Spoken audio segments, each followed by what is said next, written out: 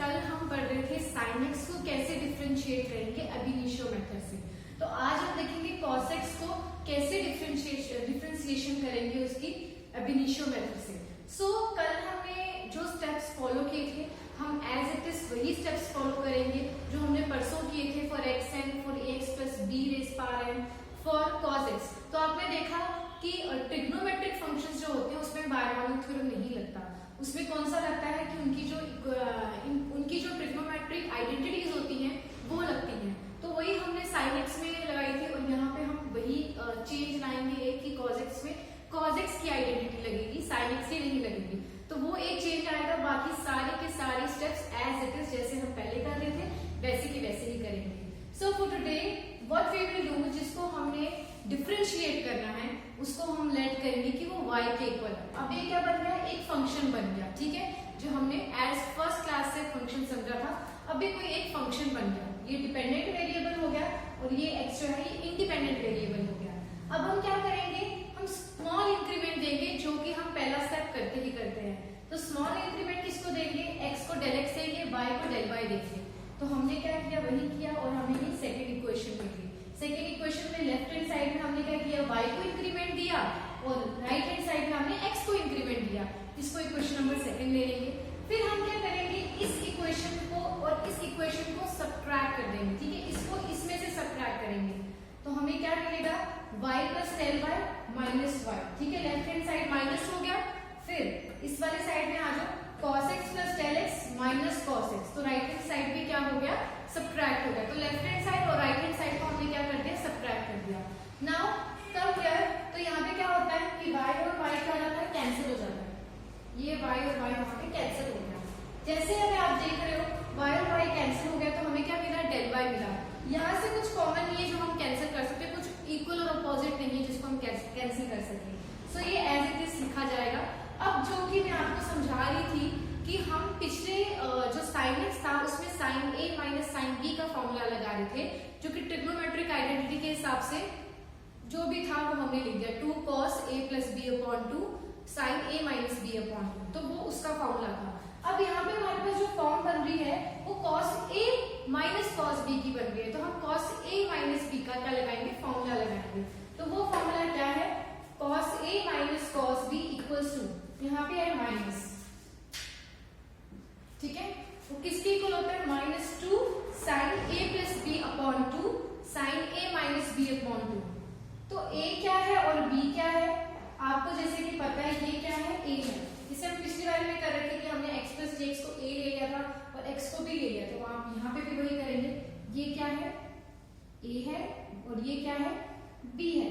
तो हमने क्या कर दिया, इसको बना दिया basically cos a minus cos b, ठीक है। और अब ये cos a cos minus b का जो फॉर्मूला बन गया है, इसमें ट्रिग्नोमेट्रिक आइडेंटिटी जो होती है वो ये होती है, ये इसके इक्वल होती है। तो ये क्या कर देंगे, इसको हम इसके इक्वल कर देंगे, ठीक है। तो मैं आगे ले जाती हूँ इसको, फॉर्मूला हम एज इट इज लिखेंगे। फॉर्मूला क्या कह रहा है, cos a minus cos b किसके इक्वल है। तो पहले हम लेफ्ट हैंड साइड को तो एज इट इज लिखेंगे del y, ये मैंने del y लिखा, ठीक है।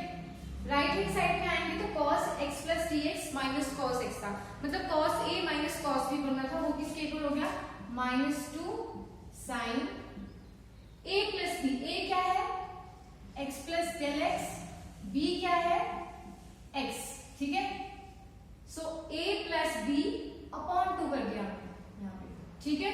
यहाँ पे क्या करेंगे, sin a minus b upon 2, मतलब x plus del x minus x upon 2, ठीक है।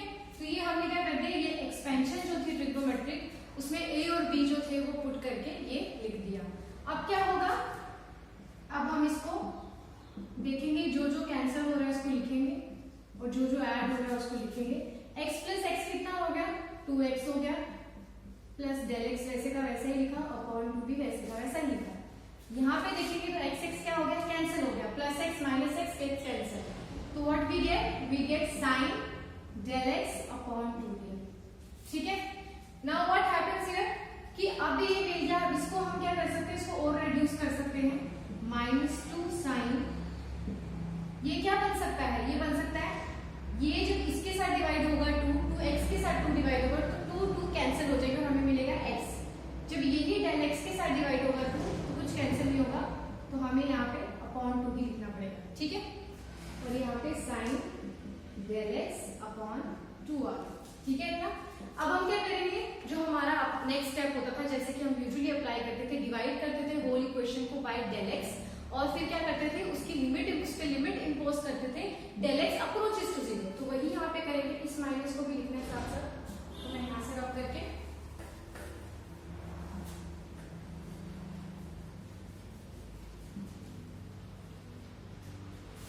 डिवाइड, इसको हम इक्वेशन नंबर 3 ले लेते हैं, ठीक है। Divide equation 3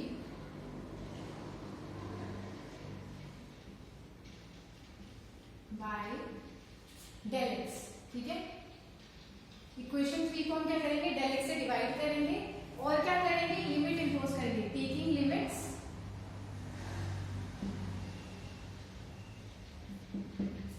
del x approaches to 0, ठीक है।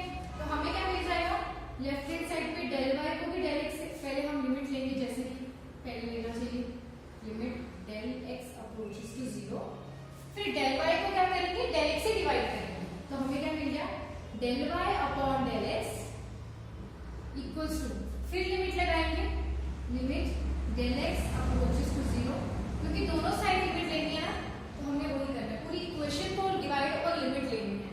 तो हमने यहाँ पे भी लिमिट ली और यहाँ पे भी हम क्या करेंगे, -2 sine x plus del x upon 2 dot sine del x upon 2 लिख लेंगे और डेल एक्स से डिवाइड करना है, ठीक है।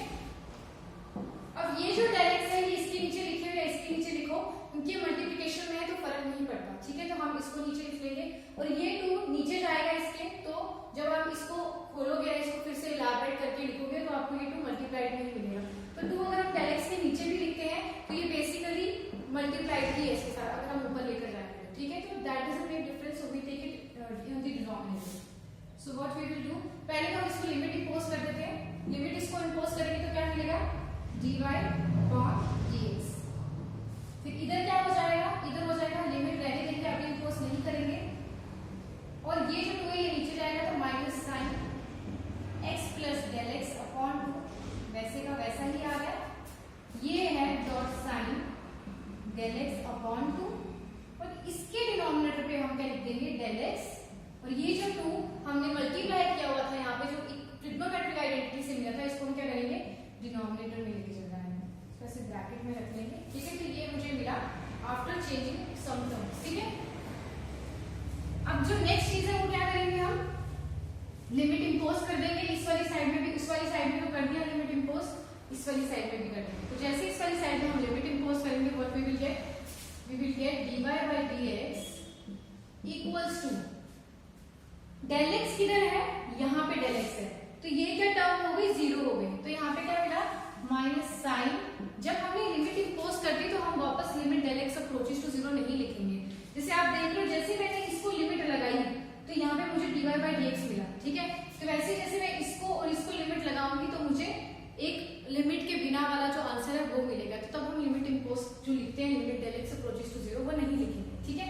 तो यहाँ पे क्या आ गया, साइन एक्स प्लस ये 0 हो गया, तो ये 0, ठीक है, 0.2 0 हो गया, और इसको हम क्या करेंगे, वैसे का वैसा ही लिखेंगे, इसको हम इस पे लिमिट लगाएंगे, ठीक है, इस पे लिमिट लगाएंगे, sine del x upon 2 del x upon 2, ठीक है। ये लिमिट अब इस पे लगेगी, पहले हमने इसको लिमिट लगा के सॉल्व किया, अब हम इसको लिमिट लगाएंगे और सॉल्व करते हैं, ठीक है। तो इसको लिमिट लगाने में मुझे क्या मिलता है, इसको लिमिट लगाती हूँ, ये साइन एक्स हो गया माइनस साइन एक्स हो गया, इसको लिमिट लगाती हूँ तो मुझे 1 मिलता है। मैंने कल भी बताया था कि आपको अगर साइन थीटा अपॉन थीटा और लिमिट थीटा की 0 अप्रोच करती हो तो आपको वो किसके इक्वल मिलता है, वो 1 के इक्वल मिलता है। इसका रीजन मैं आपको यहाँ पे लिख देती हूँ फिर से, अगर लिमिट थीटा अप्रोच कर रहा है 0, ठीक है, limit theta is tending towards 0, then sine theta upon theta is equals to 1, ठीक है। तो ये क्या होगा, ये जो होगी ये 1 के इक्वल होगी, ठीक है। तो मैंने वो 1 के इक्वल ले ली। Now what we will do, हमें पता चल गया dy अपॉन dx जो है वो किसके इक्वल हो गया, माइनस साइन एक्स के इक्वल हो गया, ठीक है, ये हमारा आ गया अब इनिशियो मेथड से y को डिफरेंशिएट करके। जो हमने y लिया था cos x के इक्वल, इसको जब डिफरेंशिएट किया तो dy बाई dx क्या मिला, माइनस साइन x मिला। ठीक है, सो ये होता है कि हम कैसे अब इनिशियो मेथड से करते हैं। ठीक है, अब आ जाते हैं कि अब इनिशियो मेथड के अलावा भी अब हर जगह तो आप इतना बड़ा बड़ा अब इनिशियो मेथड नहीं लगाएंगे। ठीक है, आपको समझ आ गया है कि कैसे विद रिस्पेक्ट टू x जो होता है वो डिफरेंशिएट होता है। अब हम डायरेक्टली जो पहले वाले तरीके से कर रहे थे, फॉर्मूलेस के हिसाब से कर रहे थे, उस हिसाब से हम क्या करेंगे, इसको डिफरेंशिएट करेंगे। ठीक है, तो आपको अगर कहीं के भी कुछ टर्म्स मिलती है तो उनको कैसे डिफरेंशिएट करना है वो मैं आपको बता दूंगी। जैसे आपको मिल रहा है एक्स स्क्वायर मिल रहा है। ठीक है, तो मैं यहाँ पे y को एक्स स्क्वायर के इक्वल एक फंक्शन लेती हूँ। ठीक है, अब बोल रहे हैं कि इस एक्स स्क्वायर को क्या करना है, डिफरेंशिएट करना है। ठीक है, तो डिफरेंशिएट करूंगी विद रिस्पेक्ट टू x में इसको, तो मुझे क्या मिलेगा, डायरेक्ट करेंगे। ठीक है, हमें पता है ये कौन सा फॉर्म दिखा रहा है, y equals to x square, ये बेसिकली फॉर्म दिखा रहा है y इक्वल्स टू xn की। ठीक है, xn की, बट यहाँ पे n जो है वो किसके इक्वल है, 2 के इक्वल है। आप देख रहे हो पावर जो है वो 2 के इक्वल है। तो यहाँ पे क्या हो जाएगा, सेम जो हमें पता है, हम इसकी जो डिफरेंशिएशन करते थे वो क्या करते थे, nxn माइनस 1। ठीक है, तो यहाँ पे भी हम वही करेंगे। n क्या है, यहाँ पे 2 के इक्वल है, तो पहले क्या आ जाएगा, 2 आ जाएगा। ठीक है, क्योंकि n 2 के इक्वल है, 2 आ गया, फिर x 2 माइनस 1 हो गया, क्योंकि n माइनस 1 है तो 2 माइनस 1 हो जाएगा। तो ये क्या मिल गया, 2x raise power m raise power 1, तो 2x मिल गई मुझे x स्क्वायर की डिफरेंशिएशन। ठीक है, अगर x स्क्वायर ना छोड़ के कोई और डिफरेंशिएशन करनी हो हमें, जैसे मुझे y equals to x cube मिला और इसकी मुझे डिफरेंशिएशन करनी हो, तो कैसे डिफरेंशिएशन करूंगी मैं, इसकी डिफरेंशिएशन ऐसे करूंगी, dy अपॉन dx। ठीक है, अब ये फिर से मुझे किसकी फॉर्म दिखा रहा है, ये मुझे xn की फॉर्म दिखा रहा है। n क्या है, यहाँ पे 3 के इक्वल है, basically this is which form, x raise power n। ठीक है, और x रेज पावर n को हम डिफरेंशिएट जब करते हैं तो हमें क्या मिलता है, nxn माइनस 1। ठीक है, ऐसे मिलता है। तो हम यहाँ पे n क्या ले लेंगे, 3 ले लेंगे, बस वैसे का वैसे डिफरेंशिएशन होगा। तो ये जो है, ये n यहाँ पे 3 आ गया, डिवाइड बाय dx n यहाँ पे 3 आ गया, क्योंकि यहाँ पे क्या आ गया था, x क्यूब था, तो हमने क्यूब क्या कर दिया, जो 3 है, ये जो n है इसको हम यहाँ पे लिख लेंगे। फिर आ गया x यहाँ पे भी, x यहाँ पे भी, x यहाँ पे भी, ये x हम इस तरह से ले लेंगे। अब आगे क्या, n माइनस 1, तो यहाँ पे क्या हो जाएगा, 3 माइनस 1, तो ये क्या मिल गया, 3x स्क्वायर। तो dy बाय dx किसके इक्वल हो गया, 3x स्क्वायर। तो मतलब x क्यूब की कभी भी डिफरेंशिएशन करते हैं हम विद रिस्पेक्ट टू x। ठीक है, तो हमें क्या मिलती है, 3x स्क्वायर।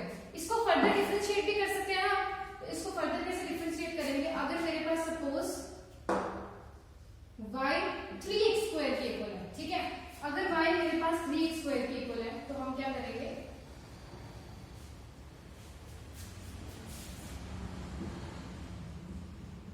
अगर y 3x स्क्वायर के इक्वल है तो बेसिकली ये भी xn की फॉर्म ही है, बट इसके साथ क्या लगा हुआ है, 3 लगा हुआ है, एक कोएफिशिएंट लगा हुआ है। अगर आप इसको देखोगे तो ये किसकी फॉर्म है, xn की ही फॉर्म है, इसके साथ कोएफिशिएंट क्या है, मल्टीप्लाइड है।